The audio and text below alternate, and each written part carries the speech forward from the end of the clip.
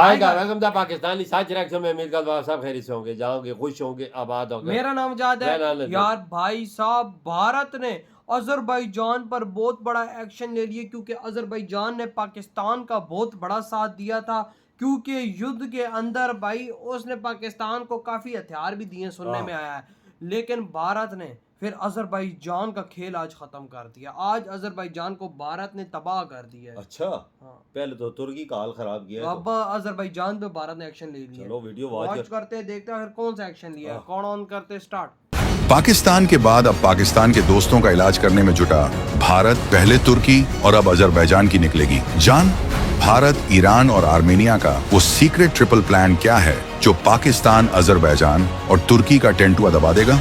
Armenia के national security adviser और भारत के अजीत डोभाल के बीच दिल्ली में वो कौन सी सीक्रेट डील हुई जिसने दुश्मनों के होश उड़ा दिए? ईरान ने क्यों जंगेजुर कॉरिडोर को बताया रेड लाइन? क्या ईरान और अजरबैजान में सीधी टक्कर होने वाली है? मेड इन इंडिया हथियार कैसे बन रहे हैं आर्मेनिया की ढाल और पाकिस्तान, अजरबैजान, तुर्की गैंग के लिए कार?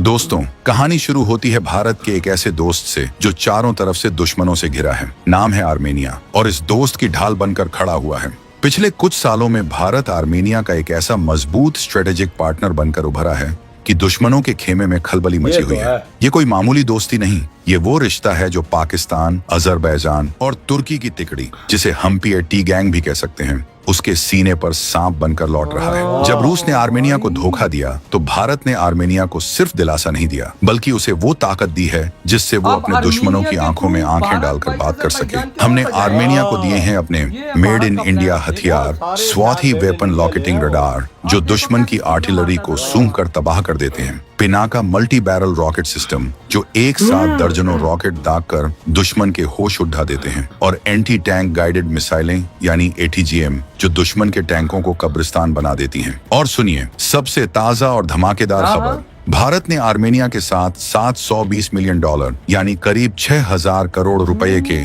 आकाश 1S air defence missile system की डील की है। 15 सिस्टम दिए जाएंगे। पहली बैटरी सिस्टम नवंबर 2024 में डिलीवर हो चुकी है और दूसरा बैच जुलाई 2025 के बाद पहुंचने वाला है। कुल मिलाकर आर्मेनिया भारत से $600 मिलियन के हथियार खरीद चुका है। ये सिर्फ हथियार नहीं, ये भारत का वो दम है जो तुर्की, अजरबैजान और उनके पालतू पाकिस्तान के होश उड़ा रहा है। अब आप सोच रहे होंगे कि भारत ये सब क्यों कर रहा है? इसके पीछे है भारत की दूरदर्शी विदेश नीति। पहला कारण तुर्की के बढ़ते हुए खतरनाक इरादे। तुर्की खुलकर कश्मीर मुद्दे पर पाकिस्तान का साथ देता है और साउथ कॉक्सस में अपना दबदबा बढ़ाना चाहता है। आर्मेनिया को मजबूत करके भारत सीधा तुर्की और PAT गैंग को चुनौती दे रहा है। दूसरा बड़ा कारण यह है कि आर्मेनिया का पुराना हथियार सप्लायर रूस यूक्रेन जंग में फंसा हुआ है और आर्मेनिया को समय पर हथियार नहीं दे पा रहा था। भारत ने इस मौके को पहचाना और आर्मेनिया की मदद के लिए आगे आया, जिससे रूस की छोड़ी हुई जगह को भारत ने बड़ी खूबसूरती से भर दिया है। और इसी कड़ी में कुछ दिन पहले आर्मेनिया के सिक्योरिटी काउंसिल के चेयरमैन आर्मेन ग्रिगोरियन चुपचाप दिल्ली पहुंचे और भारत के national security adviser Ajit Doval से एक सीक्रेट मीटिंग की। क्या खिचड़ी पकी इस मीटिंग में? क्या जंगेजुर कॉरिडोर पर भारत ने आर्मेनिया को कोई ऐसा ब्रह्मास्त्र दिया है जिससे दुश्मन कांप उठेंगे? ये तो आने वाला वक्त बताएगा, लेकिन इतना तय है कि इस मीटिंग ने PAT गैंग की नींद जरूर उड़ा दी है। और पिक्चर अभी बाकी है। आर्मेनिया अब भारत के नेक्स्ट जेन आकाश NG मिसाइल सिस्टम में भी गहरी दिलचस्पी दिखा रहा है, जिसकी रेंज 70 से 80 किलोमीटर तक है और ये 2026 के बाद प्रोडक्शन में आने वाला है। इतना ही यही नहीं, आर्मेनिया अपने सुखोई 30 फाइटर जेट्स को भी भारतीय हथियारों और मिसाइलों से लैस करने पर बात कर रहा है, जिसमें भारत की खतरनाक अस्त्र मिसाइल भी शामिल हो सकती है। मतलब जब भारत के ब्रह्मास्त्र आर्मेनिया के सुखोई पर लगेंगे तो दुश्मनों का क्या हश्र होगा? ये है नए भारत की विदेश नीति। दोस्त के लिए जान हाजिर, दुश्मन के लिए शमशान हाजिर। ये सिर्फ हथियारों का सौदा नहीं, ये भारत का साउथ कॉक्सस में एक बड़ा रणनीतिक दांव है जो PAT गैंग और उनके चीनी आकाओं के बनाए मिलिट्री इंडस्ट्रियल कॉम्प्लेक्स को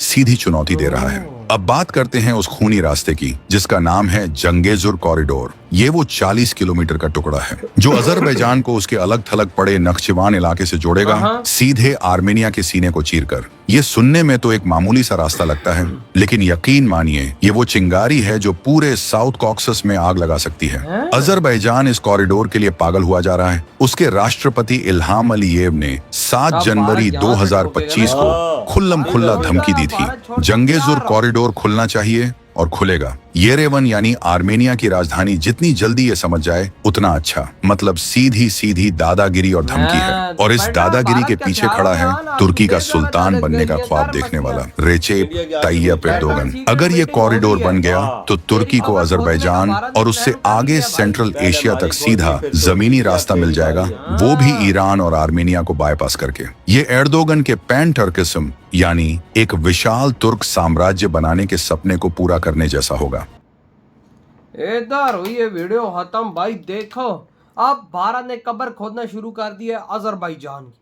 बेटा अजरबैजान तू बड़ा उछल रहा था भाई। देखो मैं अब ना लाइन से सारी चीज समझाऊंगा कि जिस तरह मुझे समझ आई है।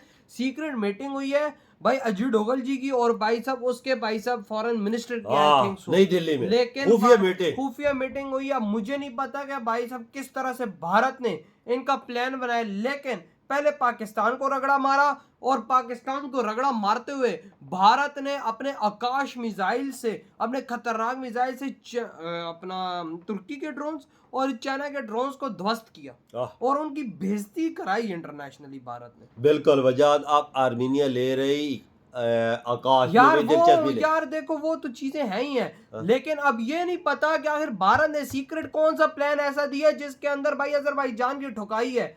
यकीन मानो भारत अब अजरबैजान को छोड़ने नहीं वाला। देखो तुर्की का खाना पीना सब बंद किया। इस टाइम तुर्की रो रहा है।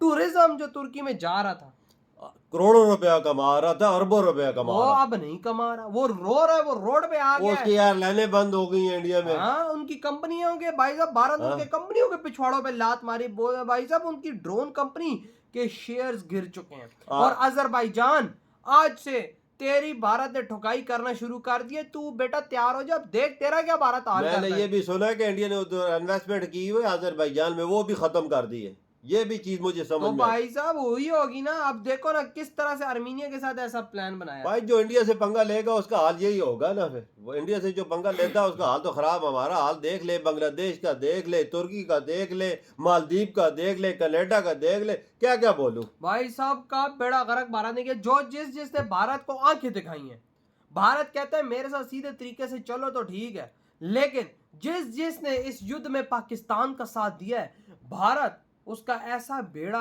गर्क कर रहा है कि भाई साहब वो अगले आने वाले युद्ध में पाकिस्तान इंडिया के कभी पाकिस्तान का साथ नहीं देगा। मेरी बात याद रखना, भारत का हाथ जिसके सर से उठ जाता ही ना तो यकीन कर उसका बेड़ा गर्क ही होता है। अगर उसका सर सही रहे तो उसके साथ फिर कोई दूसरा देश आता भी नहीं है। ये बात 100% आपकी करेक्ट है। लेकिन भाई साहब अब आने वाले युद्ध में, आने वाले हमले पे अगर भारत पाकिस्तान पे दोबारा हमला करता है तो अजरबैजान क्या तुर्की का बाप भी नहीं पंगा लेगा। और चाइना की बात की जाए तो चाइना के हथियारों को भारत ने इतना दुनिया में बेइज्जत किया है इस वॉर में कि भाई साहब भारत को जरूरत ही नहीं चाइना पे एक्शन लेने की। ओ यार वजाद उसका देख डिफेंस सिस्टम हमारे पास था, उसके मिसाइलों का क्या हाल किया। उनको तो रोने में मजबूर भारत ने कर दिया है। तो भाई आपके क्या थॉट है इस बारे में?